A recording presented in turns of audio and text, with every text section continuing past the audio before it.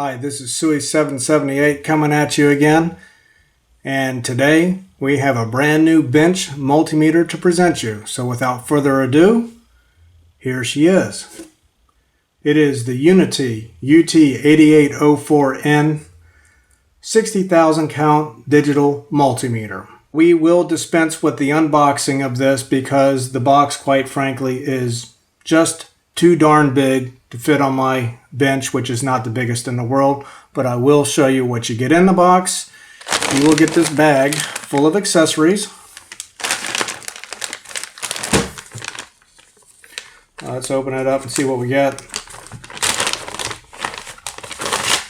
Get a little documentation here. This looks like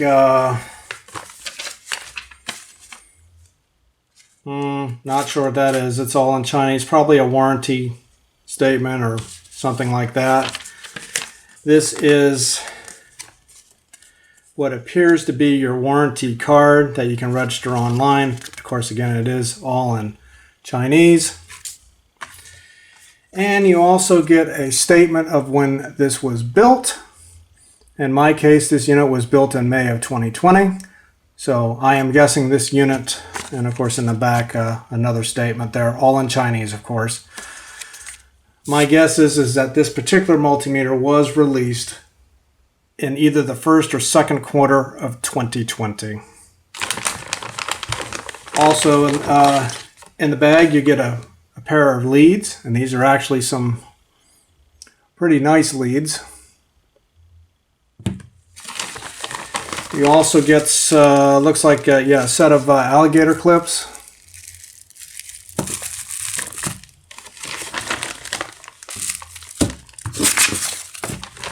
Showed all those on camera there. A pair of short leads with alligator clips on them. A pair of temperature probes. Looks like K-type. And you also get a USB cable. So that's cool. Alright, so now that we've shown you all the accessories, let's go ahead and do a quick tour of the front end of this bench multimeter. And I figured I would switch to a close-up so you get a nice good look at this unit. Before we get started here, I do want to mention that I did purchase this at Aliexpress for around $263 US. The URL is provided in the description. I did get this from a reseller on AliExpress called Mr. Tools Store. It was the cheapest price I could find, and this particular reseller has fast processing and shipping. I ordered this thing on the 1st of March, which was a Monday, and it was at my front doorstep the following Monday, March the 8th. So very good reseller and very nice gentleman. I have talked to this particular individual, and I definitely would recommend him on AliExpress.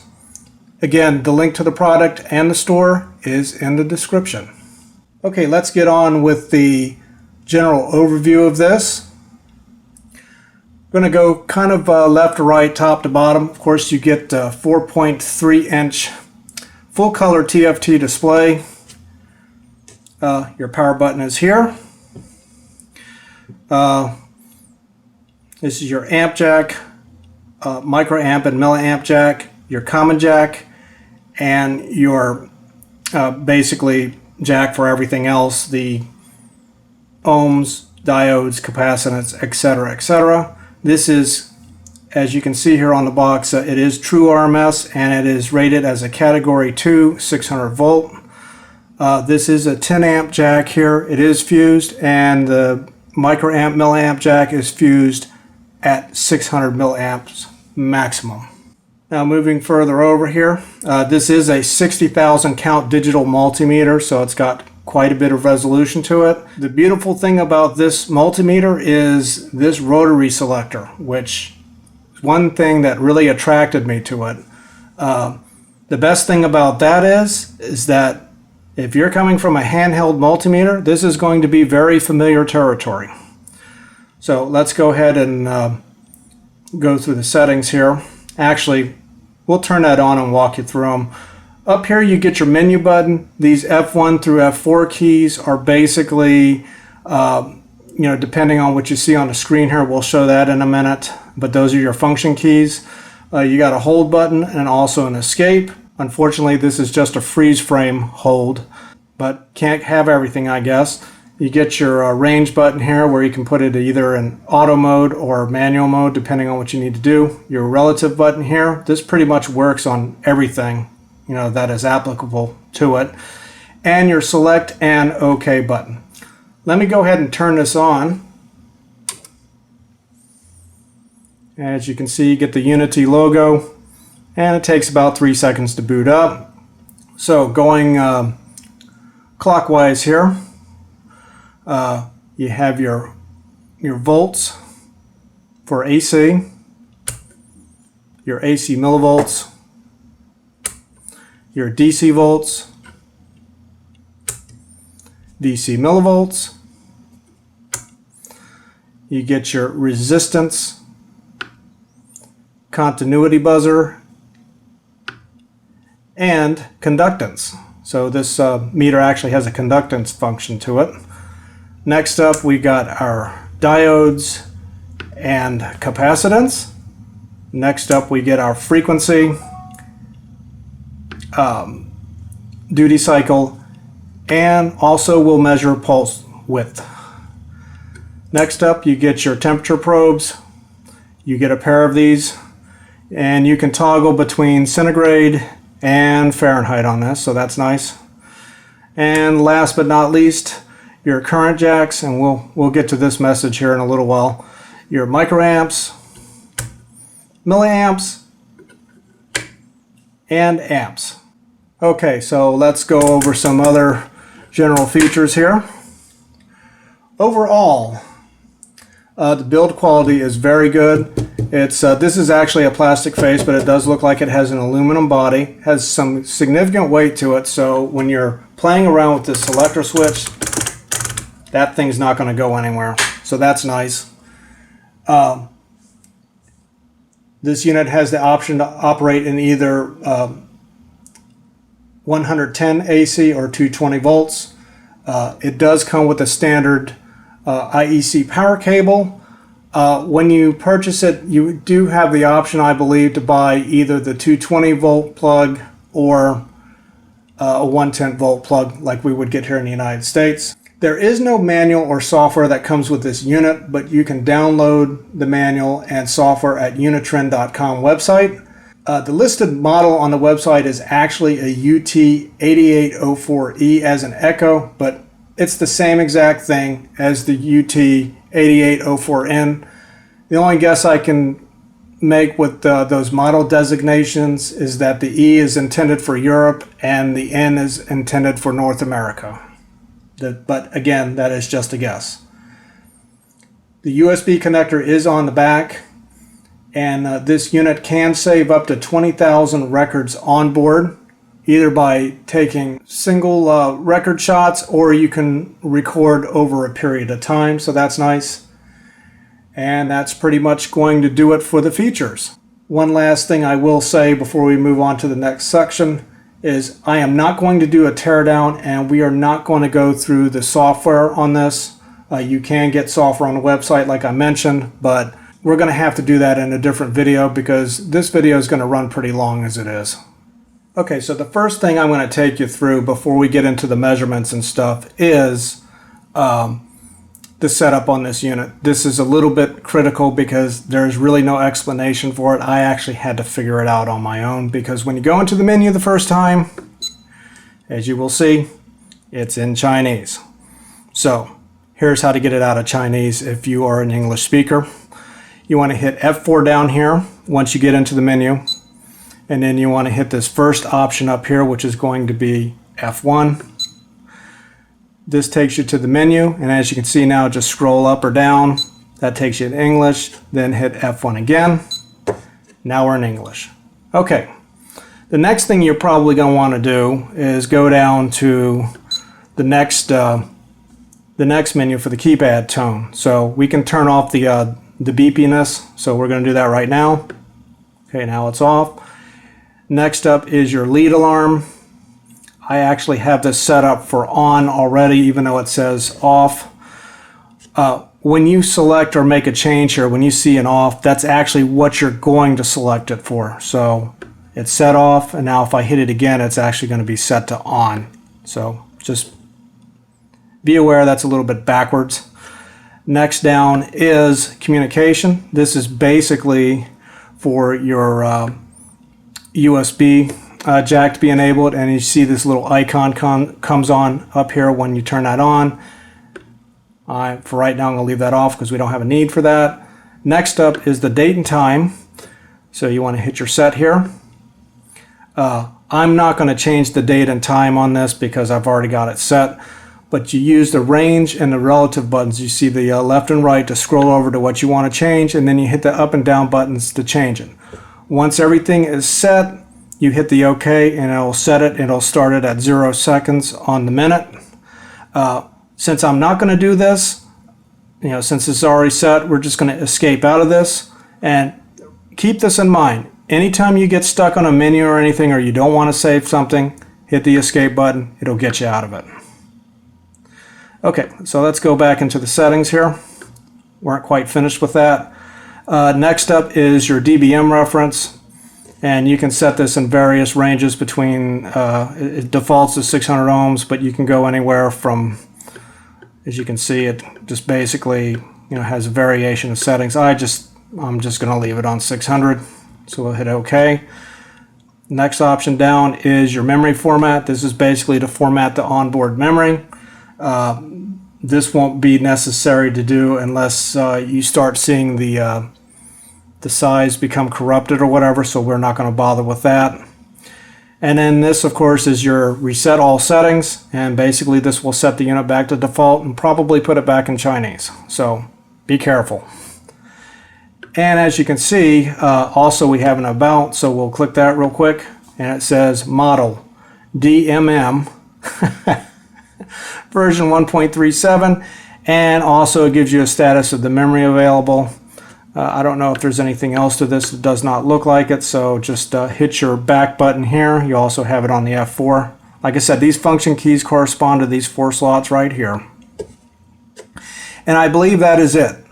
Now, one really cool thing, as you notice there, is that this thing actually, you do not have to scroll up and down to get to the top of the menu. It just does a round robin. So that's nice. You see we're at the bottom of the menu and then at the top. So that's very cool.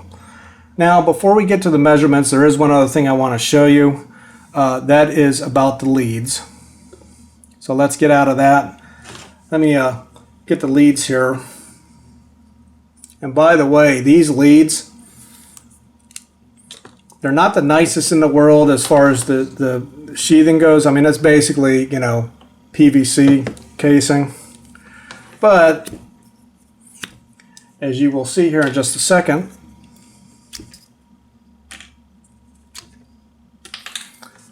we've got, as you can see here, we have got gold tipped leads. Well, how about that? And I have tested these, and these are every bit as good as my Probe Masters. Now, we will do a comparison of continuity, and trust me, there's not going to be any difference. So that's a little spoiler alert. But anyway, so let's go ahead and connect these up, because I just want to show you how the test lead warnings work. So the first thing we're going to do is just, when you're doing your normal readings here, and let's just say that we mistakenly go to microamps or milliamps, whatever. You will see the big bright lead arrow in red. You'll notice it's not an audible warning, but you do get the actual warning. Now let's just say that we, and then once you put it in the correct setting, in this case it would be the microamp and milliamp jack, it will make that error message go away. Now, let's just say that we're in the wrong power setting, current setting. You get the error message with a beep. And also down here, you'll get the same thing with any of these settings. So forth and so on. So shut up already. Anyway, that's a pretty good built-in safety feature. That's really of the multimeters that I have and have showed on my channel. Honestly, I would say this is the best one. All right, Now let's go ahead and get to some measurements here. Okay, now on to the measurements here. First thing we're going to do is a continuity test, which I've already got this set to. We're going to do a comparison between the probe masters and the UT8804N's own leads. And as I spoiled it early in the video, there's not going to be much difference here.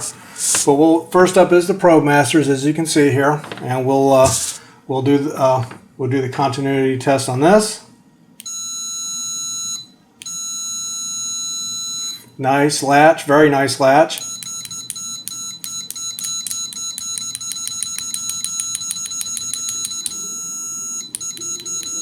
So awesome as usual. All right, let's go ahead and switch to the native leads here.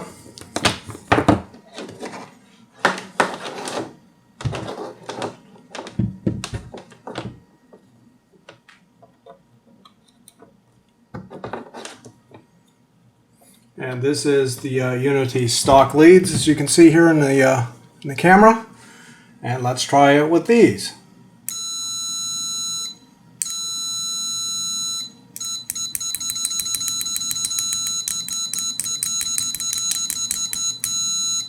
So as you can see, pretty much the same.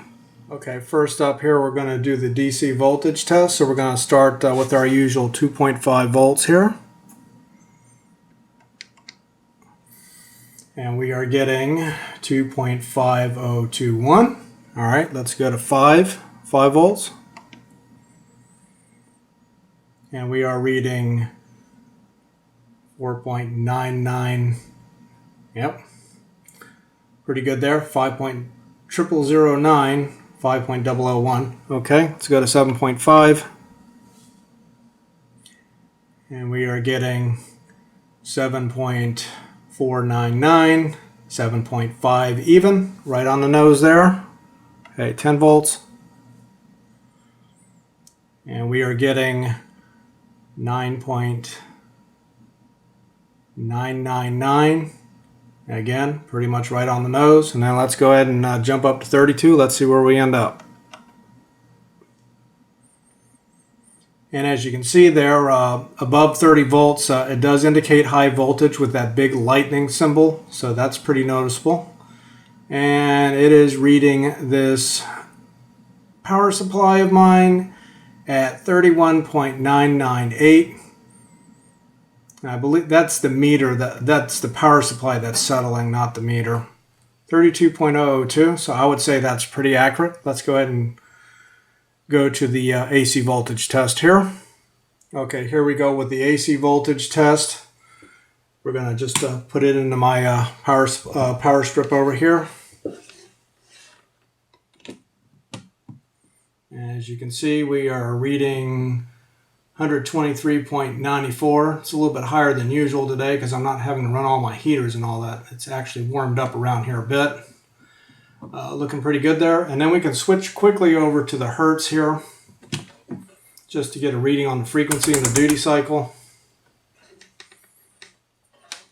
So here is the hertz reading. And we are getting 59.97. All right. And duty cycle is pretty much where it needs to be. And the pulse width is 8.340. Okay, so all of that works well. Okay, so on to the diodes test. Let's go ahead and do the LEDs first. All right, so we're gonna take some pretty quick measurements here. So we get red with the reading, okay, yellow with the reading, green with the reading, blue with the reading, if I could get my leads on there right, there we go, and white with the reading, the RGB, red with the reading, green with the reading, and blue with the reading. Okay, so flying colors on that. Okay, let's do the actual diodes. First up is the rectifier. And we get a nice continuity beep with that. Dot 549. Fast recovery. 5115. Okay. Schottky. 195.8. Okay. Switching. 6091. And the germanium.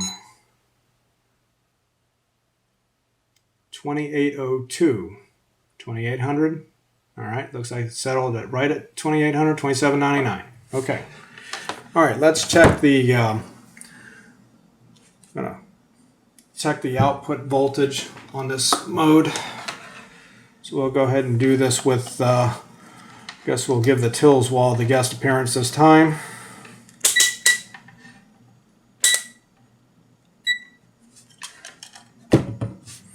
Make sure we got that in the camera there. Yeah. All right. So let's give this a quick check.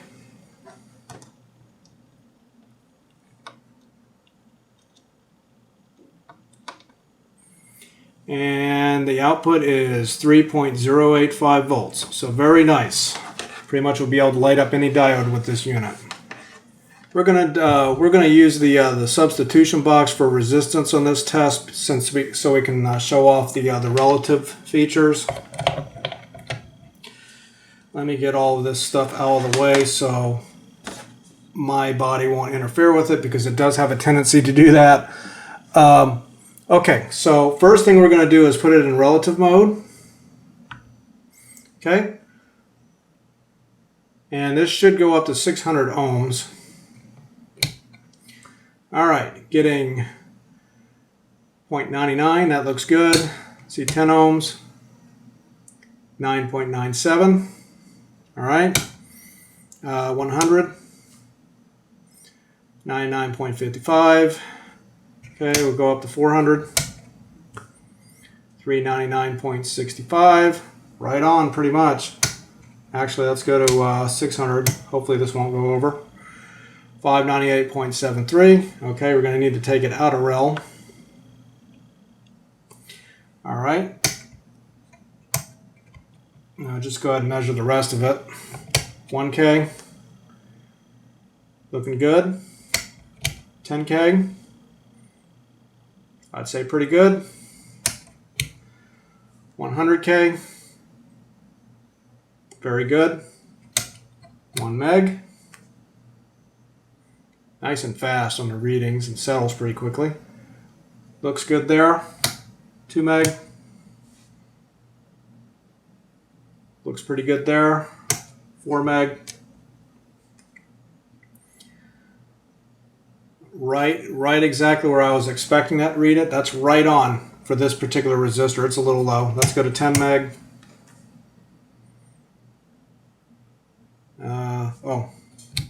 Might help if you flip all your switches there. 99.86. Looks great. Okay, let's go up to 11. Let's go now, Nigel Tufnell. And about what I expected to get there. So looking really good on the resistance for this. All right. Okay, now we're going to do the capacitance test. Let's go ahead and put it into capacitance mode. There we go. And as you can see here, we are already getting a little bit of reading in the picofarad range, 16 picofarad. So this is very, very typical with bench meters that are plugged into the wall. You know, it's caused by noise or whatever else you can think of. So the first thing we're going to do is rel this out. And the nice thing about relling this out is you can do it multiple times without resetting it to 0. A long press will reset it, but you can rel it as many times as you need to. See, again, it went up again a little bit, so I'm kind of waiting for it to settle here a little bit before we do this. Looks like it's about done. Okay, there we go. All right, so let's go ahead and make the leads connections.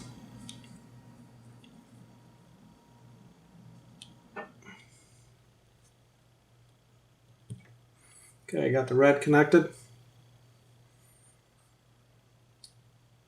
Alright, I'm going to rel it out again. Obviously disturbed it a little bit too much and it's still doing it, so the idea here is to rel it out as much as we can. That's about where it probably should be. Okay, got it on there. And we are not quite perfect, but I do have the setting on this capacitance substitution box for 100 picofarads. It's reading it as 110. Like I said, it's really hard to do this. But let's go ahead and go through the readings here. There's 150. That's actually a little bit high, but I do believe this reads as a little bit high. Here's 220. Yep, that's right on. 330, pretty much right on. 470. And this 470 capacitor is a little bit high. 470 picofarad, I should say. 560. A little bit low is what I expected, so that looks good. 680, again, that one's also a little bit low, so that's pretty much what I expected. 820, that one's really low. But yeah, that's about what that comes in at, about 775, 780 picofarads. Okay, here's 1 nanofarad. That's pretty close. 1.5, yeah, pretty close. 2.2, pretty good. 3.3, yeah, that's a little bit low. Let's switch over to the higher range here. This is 4.7 nanofarads. That's pretty much right on the money. Again, the 5.6 is a little bit low on this side. 6.8 should also come in. Up, can't rel it out anymore. Forgot about that. We passed the range, so let's take it off the rel and let's see what we got. 6.37 nanofarads, which is about what this one comes in as. That's good. 8.2. Again, it's a little bit low, so that's good. 10 nanofarads, pretty good. 15, a little high, but again, these are not great capacitors in this box. I was actually hoping they'd be a little bit more accurate than this, but I kind of know where they land. Okay, 22, good there. 33, a little bit high. That's what I was expecting. This is 47, again a little bit high. 56, a little bit low, but again normal for this particular capacitor. 68, yep, 64, which is exactly where it's landing, right on where I was expecting it to land. And here's 100, probably be about 102. Yep, so looking good there. All right, let's get this off of here. And let's do some higher range capacitors. Give me just a second here. Okay, now that I got the leads reattached, let's go ahead and go to 1 microfarad. See, as you can see here, we're still good. And since I'm touching it, it's also causing, a lot of that is me causing that. Okay, here's a 1 nanofarad. I'm sorry, 1 microfarad. Right where I expected it to be. This should be 3.3. Yep, right where I want it to be. Need to move this over a little bit. 6.8. Yep, 6.7. Looks good. 10 microfarads. Just about where it should be. I believe this is 33. Should be a little bit low. Yep. Lands right about where I was expecting it to. And here is 47. This should come in at between around 44-ish. Yep. Right on the money there. Here's 100.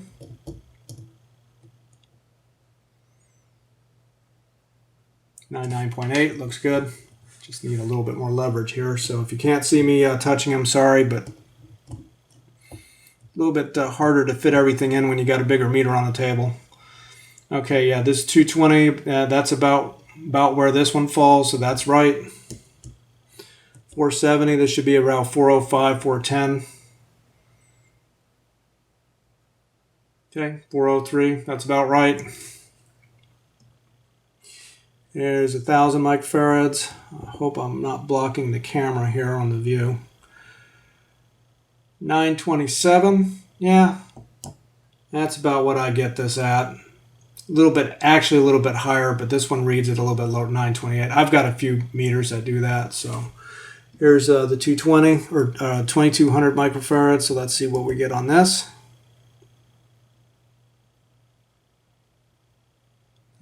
2050, it's a little bit low, but it's a few counts low, but that's okay. Pretty much I know what it is. And the big one. See what it says. 9.5 millifarads. That's just about right. A little bit low. Like I said, I get it between about 9.5 and 9.75. So right in the ballpark. Good there. Okay. Here we go with the DC current test with our LED light strip here. And as usual, we're going to just start off at 5 milliamps. So here we go. Okay, lights came on. And I've pretty much more or less figured out that it's the power supply that's putting out the power. It's not that these meters that I've been reviewing were reading this wrong. This obviously is not an exact power supply. Don't expect it to be because it wasn't really all that expensive, but we're getting 6.8, and that's right in the range where everybody else gets it that I've tried. Let's go ahead and go to 10 milliamps.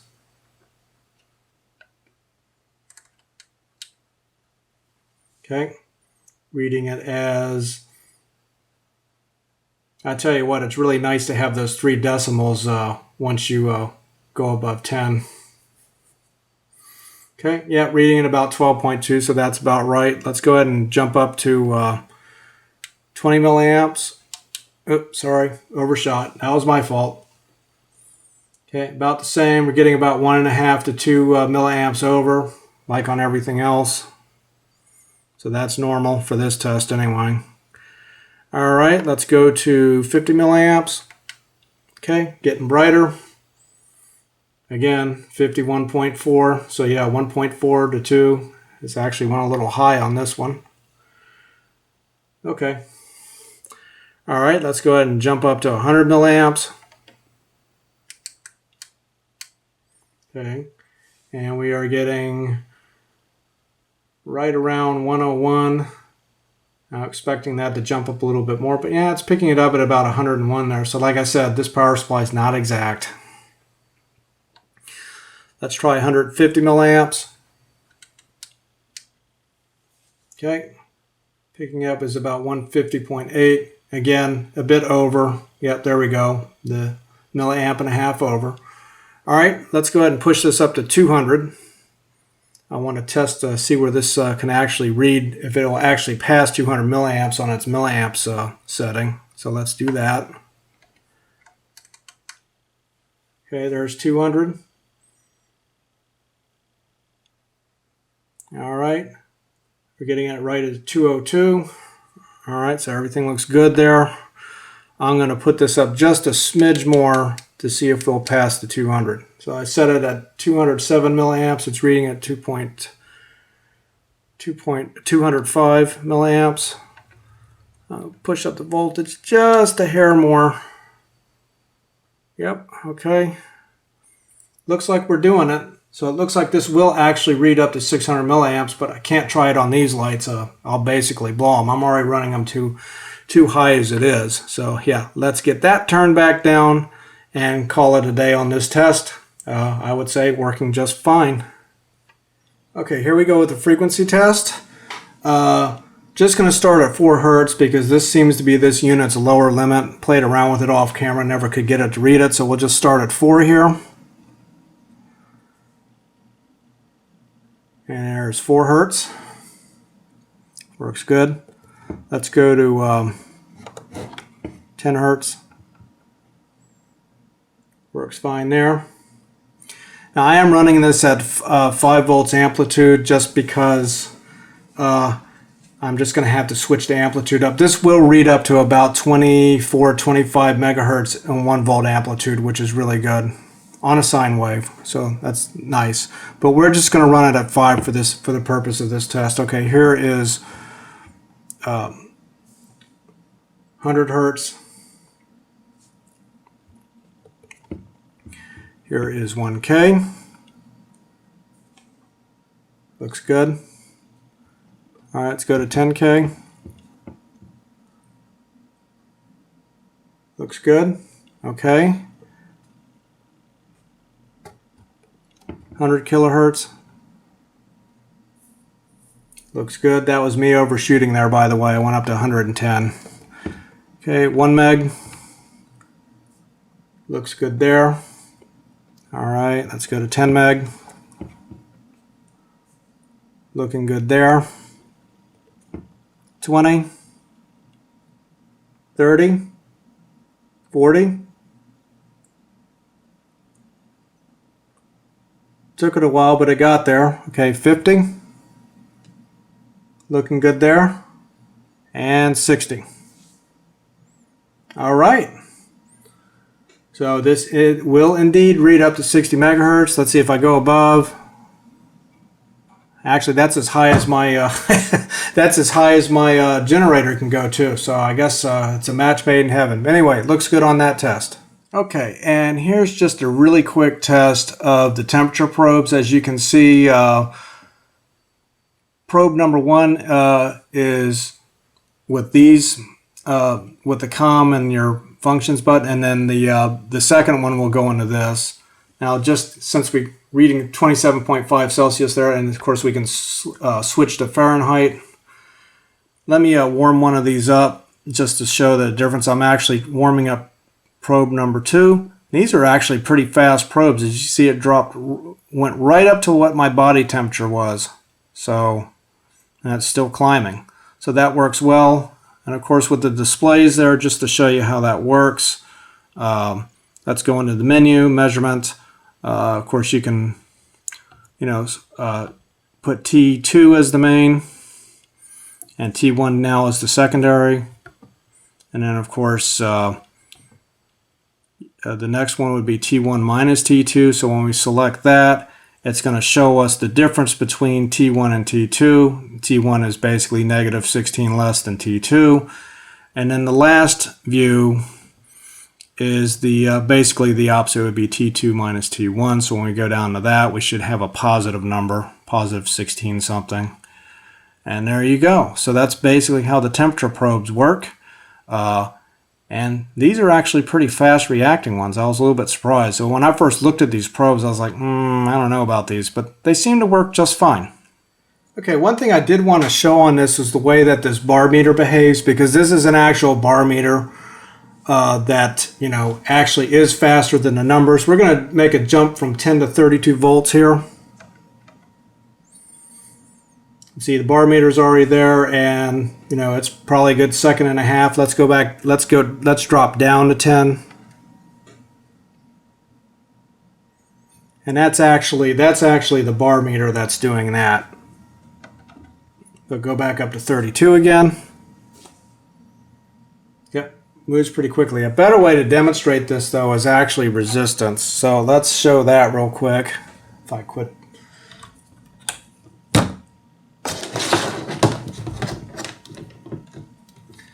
So let's show this on resistance real quick, because I'll pull out my box here to give you a really good example of how that does.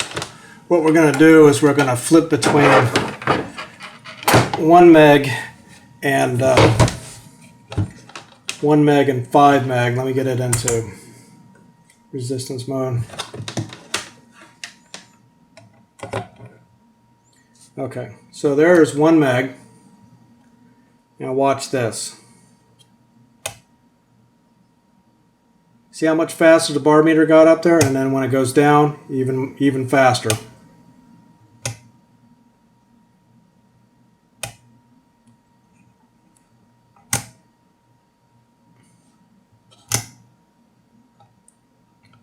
So it's pretty good speed. I would guess it's around, I don't know, it looks like it's about 2 seconds when it jumps. I'd say it's around 20 to 30 samples per second, but anyway, that's a useful feature. Okay, and now we're going to touch on some of the menu settings and the way the function buttons correspond on this multimeter. As you can see there, I got basically a 7.5 volt reading for DC current coming off my power supply that we're going to use as an example. So let's go ahead and go into the menu here. And you'll see that you have four options. You have measure, store, stat, and setup. We'll look at the stats first. Basically, what this is going to show you is your max and min, and it will beep. As you see, you'll get the maximum, the average, and the minimum. The average will show the actual time that it's been in this mode. This will just show at what point in the recording or what have you, although this is not actually a recording. This is just being done in real time.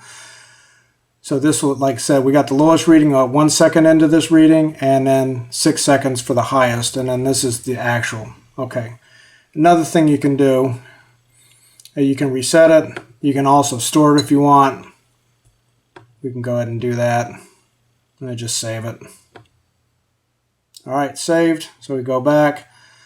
Let's go back to the other readings. So let's go back to stat. You can also do what they call comp, and let's get into that. I haven't quite figured out this feature yet. This seems to be a range limit that you can do, and it looks like, you know, you have some options here. This is set to enter, but like if you select this, you can scroll between like outside of the defined range, inside, less than, or greater than. We're just going to use the enter. Going to leave the beep mode off. Let's just go ahead and hit OK on that, and we'll click on start. And basically, since the low value is +10 and the high value is +30, yeah, we're going to get a fail on this because it's below. So let me push that up to 10 volts here. Let's see if it passes. There we go. So we got a pass. So that basically is just kind of a fancy maximum and minimum feature. Like I said, if we go up to 32, we should fail. Yep, fails. Let me roll back to, I'll take it down to 28 volts, I guess. And see, we're within the range again, so it passes. So you have a variety of ranges. Like I said, you can set it for inside the range that is set right here. Right now we've got it set between 10 and 30 volts. Or you could set it for outside the range on either side, or a greater than or a less than. So that I guess that could be handy for something. Okay, so let's go ahead and get out of that. And let me go ahead and put this back down. We don't need to be pushing that much voltage. Anyway, go back to the menu. And you can store that too as well if you want to. We're not going to. The next thing we want to look at is the measure. So you have your main, which is the VDC. And by the way, if you notice, the really cool thing about this meter, a really cool feature about this, is that when you have your menuing system up, it's still giving you the actual reading up here. In fact, let's look at that again. Like, see, you have your reading here, but when you go up into the menu, it will display your reading here. So I think that's a really nice touch. All right, so let's just go down to the peak here. Hit enter. And this will show you your peak, max, and minimum. So let me move this around a little bit so we get something. There we go. I switched it down to 5 volts, then move it back up to 7.5. This will not beep in this mode, but this gives you kind of a big number reading of your max and minimum for your peaks. So that's cool. Of course, it also puts you into manual mode, so just keep that in mind. If it goes out of, if it goes out of the range, basically what you'll see on the screen is an over limit. So let's get out of that. Let's go back to the stats. Actually, measurements. There we go. Sorry about that. You can also measure AC plus DC on this, so you just hit enter. And as you can see, you get your main voltage display. You also get your AC reading and your DC reading. So that's a handy feature. Okay, let's go ahead and go to another setting here. I'm going to disable this voltage for this. For the AC settings, you actually have a lot more sophisticated stuff to work on. When you go into the measurement menus here, you can do your standard VAC reading. It will also do the hertz. I don't have that. Let me put that in the plug real quick just so we can demonstrate that.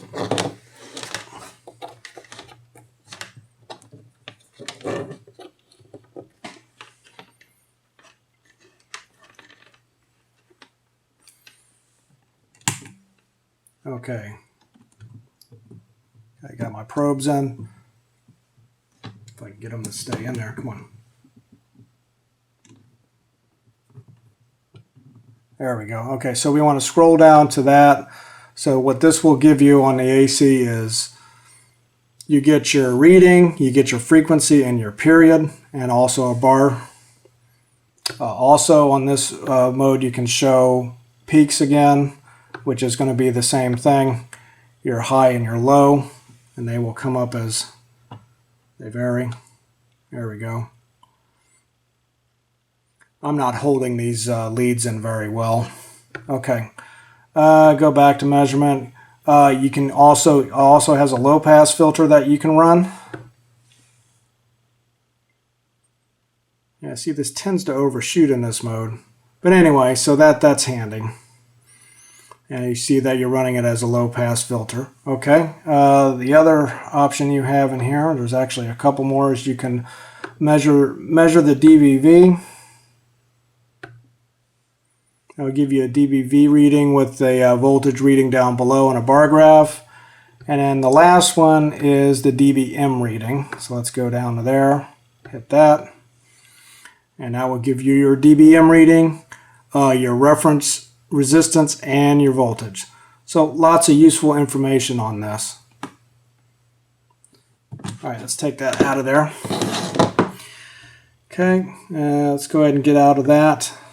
And then to go back to the default reading, you can just go down back to VAC here, hit enter, and then that takes it back to its default reading, although I've taken it out of the plugs. So you get, like I said, for millivolts AC, I'm just going to show you the options that you get. Much the same, just you don't get a dBm and DVV reading like you would in AC voltage. And then for voltage, we already covered those settings in here. Millivoltage is pretty much the same thing. Actually, you get less. You don't get the AC plus DC in this, but you do get the VDC and the peak readings. For resistance, you don't get any readings there. I don't think you're going to get any readings. Yeah, you're obviously not going to get anything in continuity. I don't think you get anything in this either with the conductance. Capacitance, yeah, nothing there. Your hertz, I do believe you get some options. No, actually you don't. Okay, let's try a duty cycle. Probably nothing there. Okay, and a hertz, nothing there. All right. Okay, now we're going to go over the save and record functions on this multimeter, on the UT8804N. You have two options here. You have save, which is basically just a freeze frame of whatever measurements you're taking at the time, and then of course the record is intervals. So, where you can set up a number of intervals and an amount of time. So we're going to do the save function first. So let me go ahead, we're just going to use DC voltage as the reference here. I've got it set to 2.5 volts roughly. So let's go ahead and go into the menu, and to get a freeze frame shot of this, go to store and basically just click the save. Boom, done. Okay, the other thing that we can also do is save it in a different measurement view. So let's go to our measurement. Let's select AC/DC here. Let's let it pick up some readings, and then we can save this by basically doing the same thing. Just go back in the store, hit save, and boom, saved. All right. One last thing I want to show you on this. Let me switch this over to resistance mode. I'm going to put in my resistance box back here, my substitution box. Okay, so now we're in resistance mode, so what we're going to want to do here, obviously, since we are on the substitution box, is to rel this reading out. Okay, so we got that relled out, and of course you can adjust that as time goes on. Anyway, let's go ahead and throw in 100 ohm here. And we get a reading of 99.55. We can also save all of this information, including the reference and the measurement, the relative measurement and the actual measurement. So let's go ahead and do that. Just save it the same way. Click on Save. Boom. Okay. Now that we've got that out of the way, how do we look at these? Well, let's take a quick look here. Go back into voltage mode. So to recall the measurement, the snapshots that you took, go back to Store, and then you want to scroll down to View, Save, and hit View. So as you can see here, this is the most recent one where we saved that resistance measurement. And as you see, it shows everything that we had on the screen at the time, including the reference, the measurement, the actual measurement, all that stuff. And then to scroll, we had saved 3 records here, as you can see here, so we can scroll between them. There's the one with the VAC plus DC with the voltage, and then of course just the straight up voltage reading with the bar graph. So pretty cool feature. I'll show you how to record stuff. There is one thing that you do need to be wary about when you go into the record function, and that is when you go into record mode, the meter will go into manual mode. So just make sure that you're in the right range. Let's go ahead and select our range right now. I want to go to, yeah, that will cover the range that I want to roll around in. Alright, so anyway, so once you got your manual range set for this, go to Store, and you want to scroll down to Record, hit Enter. Then you have some options here. You can name the file, and you can get into these parameters just by hitting the Select button over here, and then using the up and down arrows to change the letters to what you want. In this case, I'm going to just change it to the name of the channel, SUI 778. We're just going to put in SUI. I'm not going to put in the numbers. I know that's kind of hard to see, but trust me, I'm changing letters there. Okay, there we go. And then once you got what you want, you hit Select. Okay, got that saved to SUI. Go down here. Same deal here. You just hit Select. Use your left and right arrow buttons up here to select whatever you want. Your up and down to change the numbers. We're just going to leave it at 1 second intervals. So that's good. We're going to leave the duration as the same. That works pretty much the same way. So once you have it set to what you want, you can go ahead and hit your Start. And you'll see you're getting your recorded samples, the time elapsed, the time remaining, your maximum, average, and minimum. Let's do some variation here. I'll push that up to 5 volts. I can push that up to 7 volts, 7.5. Now, if you let this run its course, which we are not going to do, obviously, for time constraints, it will automatically stop once that time remaining reaches 0. You can also interrupt the recording, and it'll just save it at whatever length it was saved at. So let me drop back down to 2.5 here just to get a little bit more variation of what we're looking at. And then, so to basically get out of this recording mode, you hit Select, and it'll ask you if you want to stop recording. You say yes, and it'll save it as it is, at the length that you stopped it at. Otherwise, it'll go all the way to the end, and then it'll save the record for you. So to recall these, of course, you want to go back into the menu, Store, then you want to go down to View, Record. Hit the View button, And we have, I've got a few files in here. It's going to be the latest one, the most recent one. You can also verify that by the date and time here. Like I said, this is just some stuff I had in there previously. So we want recording item number 4, which says SUI on it. As you can see, these have different names. But that's the one that we used. So you want to hit select, and it will pull up a graph representation of what we recorded. So again, you can use these arrow buttons to look around to see what we did, what changed when. And if you want to do a quick scroll, you just press and hold. See, it takes you fast through that. And also, one other thing about this mode that you need to be warned about, if you are in a different view, for example, AC plus DC, it will tell you what mode you are in, but at least on this graphical representation, you are only going to get the actual VDC readings that it was getting. You'll see them basically right there as you see as you scroll around, because I tried this and it did not work. So, which is a little bit of a shame. I'm guessing maybe the software would display all that information, but on the unit itself, it appears that it cannot do that.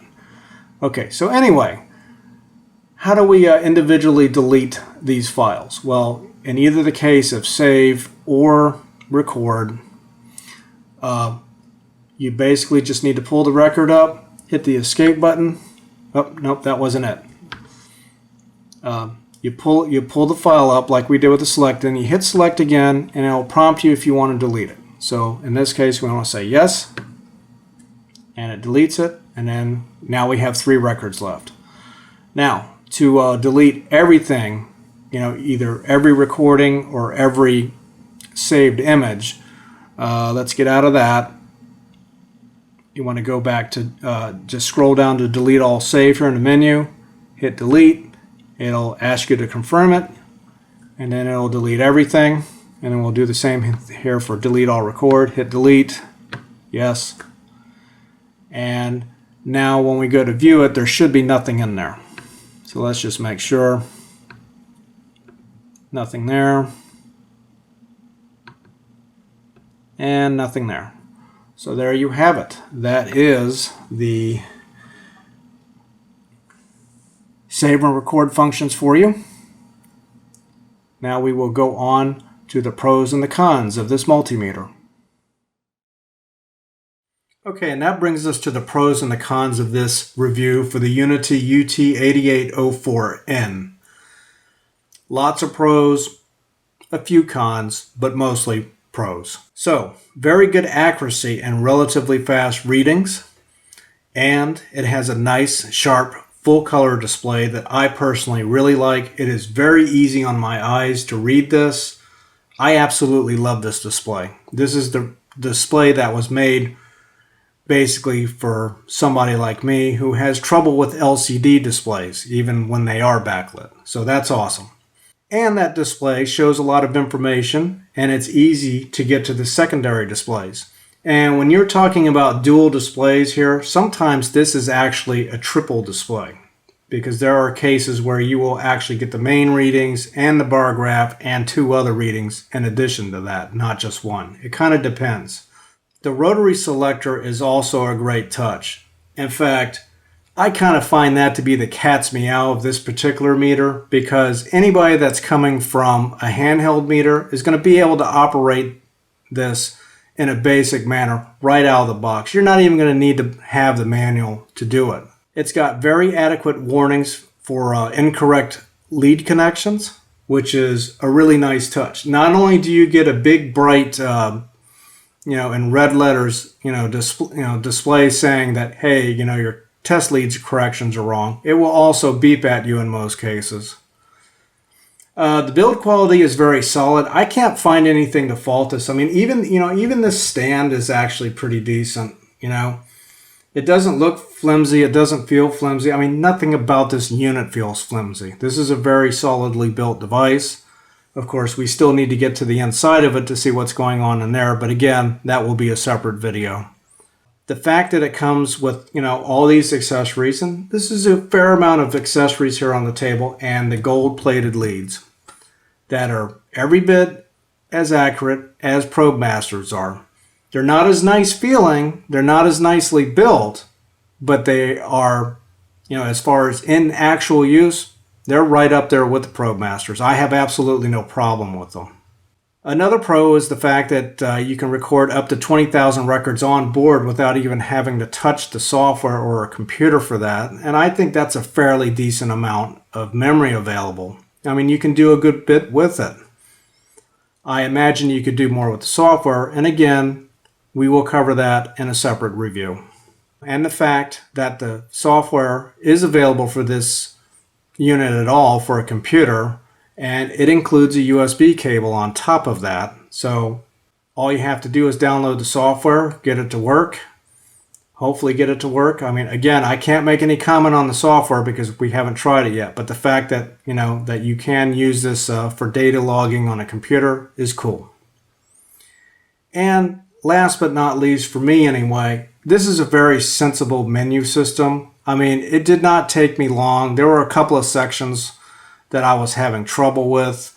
That max and minimum section that I was showing was a little bit, I had to kind of play around with that a little bit to figure out really what that was doing. But other than that, I was able to figure out everything relatively quickly and easily. The fact that you only have 9 buttons on here and all your reading functions are in a rotary selector, it makes this a very attractive choice for somebody that just wants to keep things simple without having to remember a bunch of stupid button combinations. You don't have to do that with this. I mean, you have to do it a little bit, but not a lot. Now on to the cons. Well, the fact that there is no software or manual included is a little bit of a downer. You have to download it, but at least it is downloadable. Also, I would have to say that the manual that you do download, it is in English, but it's just not as translated to English as well as it could have been. I think they could have done a little bit better job with that, but again, it's a minor quibble. For the most part, I was able to understand, the translation. It wasn't horrible or anything. And the last con would be the hold, is that it is just a simple freeze frame. That's it. That's all you get. And I was really hoping that that would be, an actual, reading hold where, you touch something and it saves the reading without having to look at it. If there would be one thing that I would really like them to add to that, that would be it. That brings me to the conclusion of the Uni-T UT8804N. And that is that this unit is a solid bench meter with great accuracy and a host of features on a big, clean, full-color display that offers an effective combination of simplicity and precision. The familiar rotary selector on the front panel makes it easy for anyone used to a standard handheld meter to operate this unit right out of the box without having to leaf through a manual to figure out the navigation process. And that's very true of this. I didn't need a manual to really do most of this. I had to reference it a couple times, And this unit makes an excellent choice as a main meter on an electronics bench and would be suitable for those who need data logging functions. So there you have it. I like this meter a lot. This definitely gives a big thumbs up by me. You get a really good, solid meter out of this. I definitely recommend. This is Sui778. Thanks for sitting through this long video because I know it's been long, and we'll catch you the next time.